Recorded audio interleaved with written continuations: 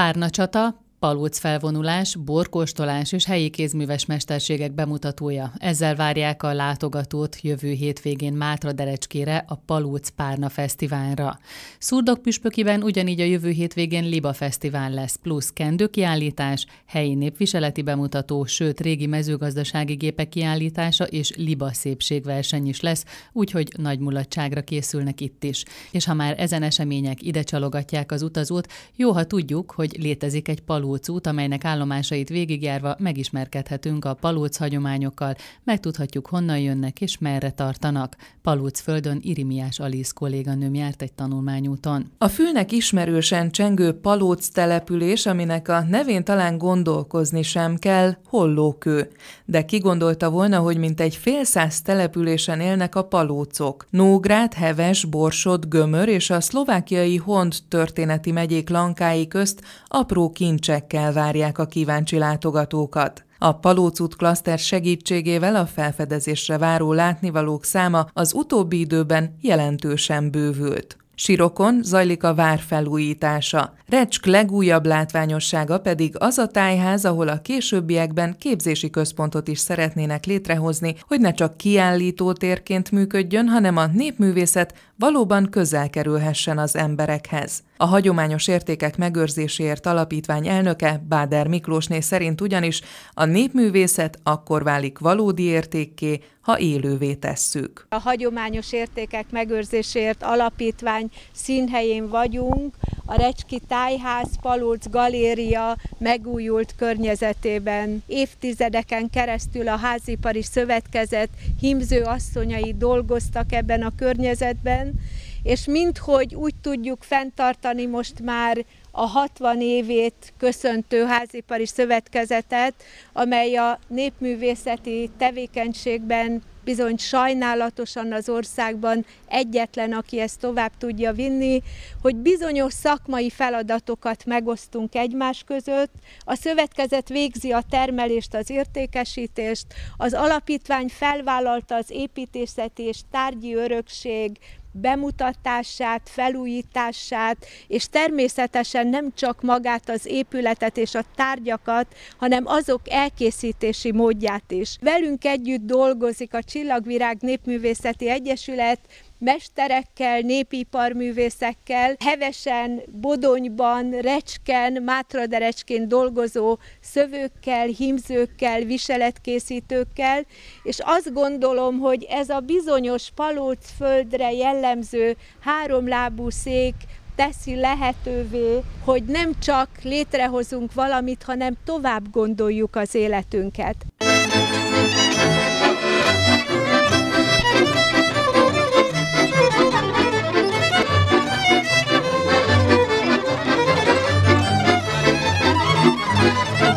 S beérünk a kazári fergetekbe, ahol az asszonyokon lévő alsószoknyák száma attól függ, hogy mekkora a nőnek a fara.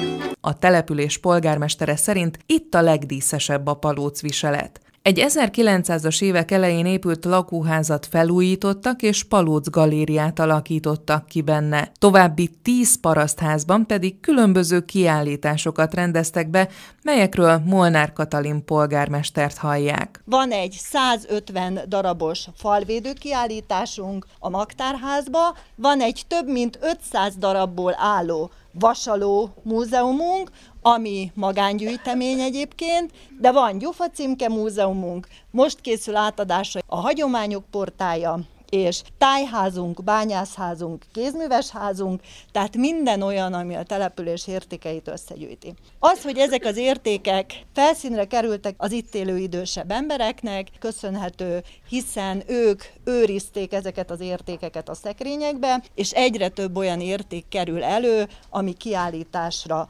kerül. Többek között ennek a háznak és a döntő többségét a faluba élő emberektől kaptuk. Ezek a szőttesek, több mint 100 évesek vannak közöttük, és próbáltunk olyan dolgokat összegyűjteni, ami valóban kötődik ide. Kozárdon 180-an laknak csupán, itt is építettek egy faluházat, kápolnát és integrált közösségi szolgáltatóteret is kialakítottak. Egy régi Schusterházat is felújítottak, ahol hétvégenként kézműves bemutatókat terveznek a faluba látogató vendégeknek. Sasvári János bútorkészítő újította fel a hálószoba bútort, és ő készítette az autentikus palóc berendezést. Szerinte nincs szebb a palóc festett rózsánál. 30 éves koromban kezdtem el vele foglalkozni, mint népművészettel. Sok-sok időt töltöttem a múzeumok raktárába, önálló gyűjtéseket csináltam. Természetesen rá kellett jönnöm a rózsáknak a festési technikájára, mert ez egy különleges technika. Satírozó festésnek hívjuk szaknyelven. Ezt a rózsát egy mozdulattal, megvan a külső része, a másik mozdulattal a belső része, egy-egy ecsetvonás, és akkor ott a rózsa a helyén, úgy, ahogy a régiek csinálták. Ez nagyon különleges. Országos viszonylatban is, csak itt a Felföldön foglalkozom. Én vele ugyanezzel a technikával festenek a matyók, őnekik a színviláguk más. Mi egy kicsit visszafogadtabban díszítünk, tehát nem annyira zsúfoltan díszítünk, ez az egyik. A másik az, hogy sokkal kevesebb színt használunk. Mi maximálisan megtetszik nézni, ebbe 5 szín van. Így próbáljuk a öregek által kifejlesztett palóc bútort továbbvinni.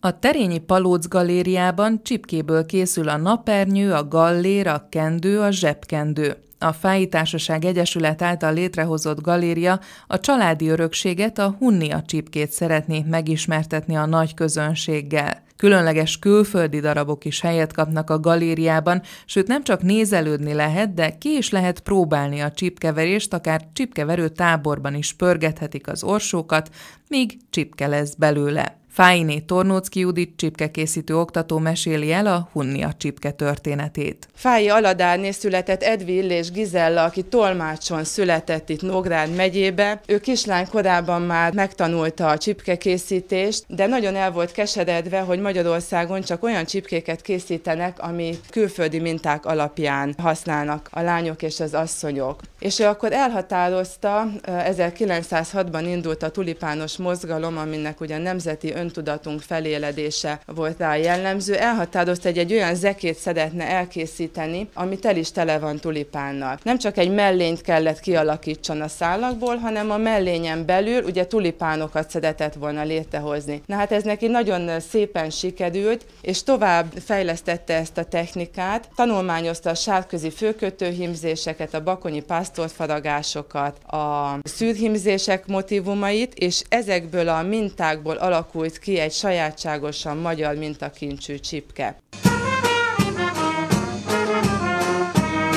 Rimócon Rezes banda fogadja a csapatot. Ez a település már 1000-ben templomos hely volt. Itt még őrzik a népviseletet, sok idősasszonynak mai napig a népviselet az ünneplő ruhája.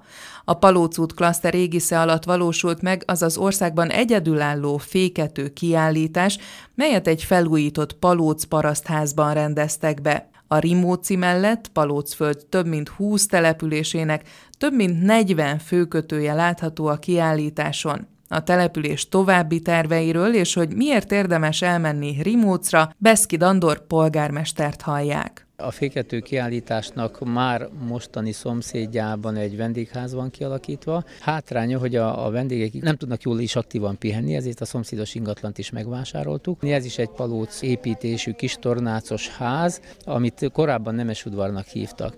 És itt egy hosszabb távú elképzelésünk van, ahol pedig a népi mesterségeknek adnánk helyet egy-egy kis házban. Tehát lenne kovácsház, lenne szövőház, lenne egy kis helyi pékség, és ezt élővé szeretnénk tenni. Tehát nem ilyen skanzen jelleggel, hanem ezeket úgy szeretnénk működtetni, hogy ténylegesen a mindennapi életet is kiszolgálják. A településünk annak ellenére, hogy a Hollókő világörökség közvetlen szomszédságában mégis egy nyugodt település, tehát azért nincs sürgés-forgás. Itt megtapasztalhatja az ember a természet közelségét. Tehát, hogyha valaki vendégházainkban megpihen, itt helyben nagyon nyugodt körülmények között van, viszont karnyújtásnyira van az Ipolytarnóci őslelet, a Hollókői világörökség, Széchenyi forgáskastély és a történelmi belváros. Tehát olyan látnivalókat ér el, ami miatt viszont szállást elképzelhető, hogy Rimócon választ, és hát mindenki megnézi kivétel nélkül a népviseletet. Van egy múzeumunk, amiben megtekinthető, és van egy magán kis múzeum, ahol kifejezetten a népviselet van bemutatva,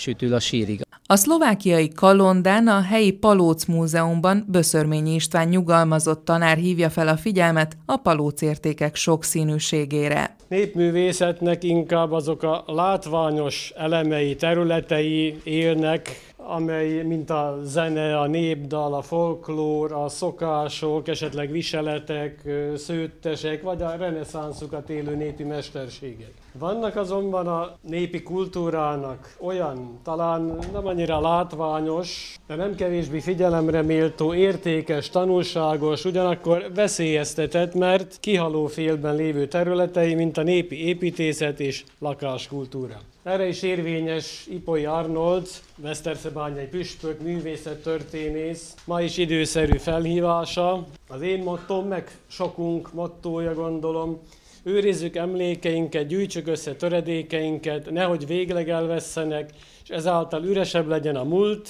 szegényebb a jelen, és kevesebb a jövő. Bózvári József, a Palóc út Egyesület elnöke utunk végén a Füleki Palóc Galéria megnyitóján határon átnyúló együttműködés jelentőségét emelte ki. A Palóc út Klaszter Egyesület szlovák-magyar pályázatában több helyen is avatunk, illetve avattunk a napokban tájházakat, hagyományőrző galériákat, kis gyöngyszem múzeumokat. A felsorolt gyönyörű épületek és berendezéseik mit üzennek a ma és a jövő nemzedékének? Elsősorban azt, hogy merjünk a múltunk népi értékeiről álmodni. A Füleki Galériának ennél több üzenete is van, hogy merjünk és akarjunk együtt álmodni a közös múltunk népi értékeiről. Mint a Palóc út Egyesület elnöke, hiszem és vallom, hogy mindig is voltak, vannak és lesznek palócok, akiknek nem csak jelenük van, hanem tudom, hogy a múltukat büszkén felvállaló, arra építkező, szép és boldog jövőjük is lesz.